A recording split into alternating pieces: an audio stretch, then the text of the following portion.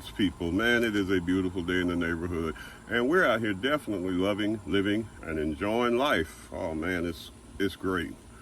We had a little stormy weather. Got to see the beauty of nature in all of its essence and glory. It was a wonderful experience. Melanated people, a lot of us know, a lot of you know, that we live in a matrix and that there are alternate realities, and that either you choose to see the world for what it really is and how it's really run and ruled, or you choose to go with what they told you on how things go. Now, I wanted to give you today 7 books that started my spiritual journey. Now, I didn't even know that they were starting my spiritual journey. I give gratitude to the ancestors for starting me to reading these books, some of them several times, because they definitely showed me how the world really works. These authors have a knack for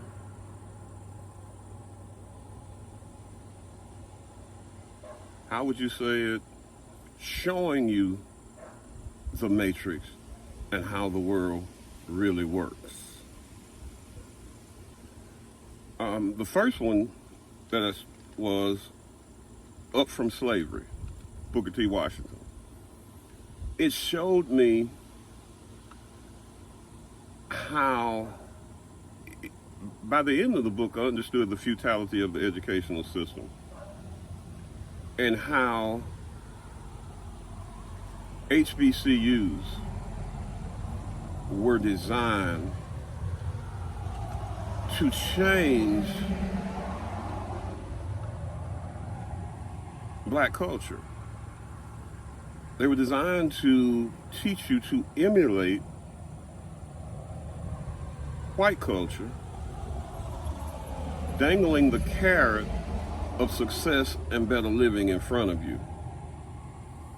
Now, this is no disrespect meant to Booker T. Washington. At the time, he was doing what he thought was best for his people.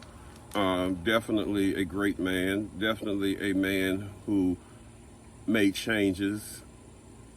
But in the book, you can see that it's the whites behind the scenes that's funding it, that's pulling the strings, if you read carefully. It's a good book to read. You really need to read it if you're starting your spiritual journey, if you're in the middle of your spiritual journey, if you think you're on a higher frequency and you have not read it, you still need to read it. The next one is The Invisible Man, another one that deals with HBCUs. I went to an HBCU, Stillman College, founded by Charles Stillman, a white man.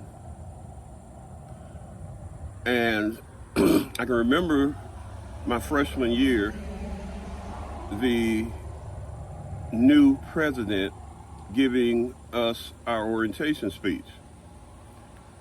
And it proves my point.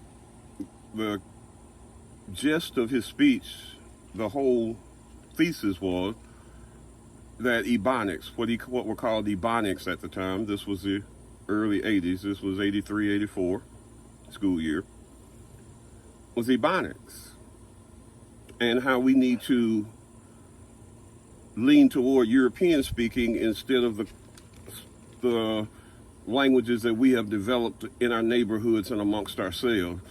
And if we're going to be successful, we have to lean toward European speaking. And he didn't call it European speaking, but that's basically what it is. Now, no disrespect to Dr. Wynn.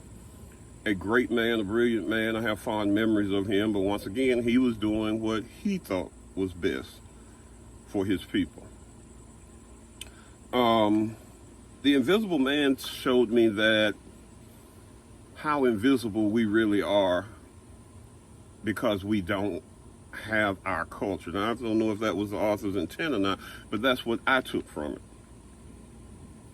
That we pursue and seek everything we pursue and seek the white man culture. You know, his hairstyles, his, pretty much everything. We go with good and bad hair. And, there is no such thing as good and bad hair. A gentleman the other day was stroking his baby's hair and said, I hope he has good hair. And I said, there's no such thing as good and bad hair. There just is what is. So we have to be very careful about things of that nature. The next one is native son. Man, Richard Wright does a bang-up job in this one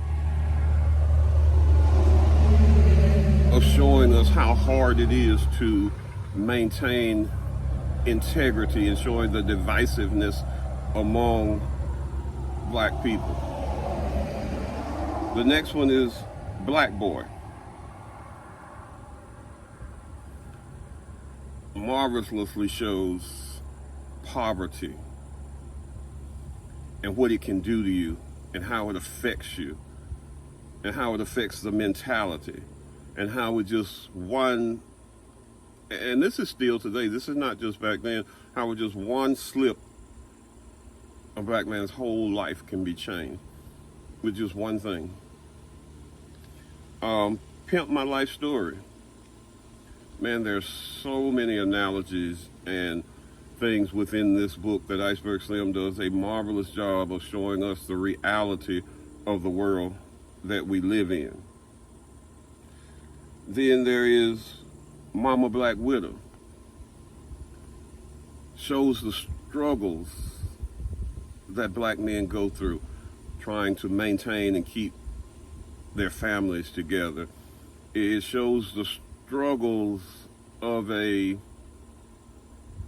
and this word is overused a lot of time, but this is basically what it was, the struggles of a man to deal with a mother who is suffering from all kind of mental illness issues herself and passes those on to him by over nurturing. And then Trick Baby shows the plight of a man who can pass for white but hates himself and hates his white blood, that struggle that the biracial people of our race have to deal with. That hatred of themselves, because either they're going to, I go back to the Bible. I tell you, the Bible is a book that has that can show you good things from time to time. It is a book of useful knowledge. And it says you can't have two masters, you will love one and hate the other. And that's what a lot of biracial people go through. Either they love their whiteness or hate their whiteness. Either they love their blackness or they hate their blackness. But you find very few that have embraced and love both. And there are those out there that do, but it's very rare and far between.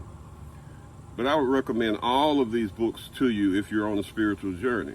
And they're not necessarily spiritual books, but once again, they're books that can show you the matrix and how it was designed to hold and keep black people in a certain position, so-called black people in a certain position down, indigenous people of this land. All right, my melanated people, that's all I have for you.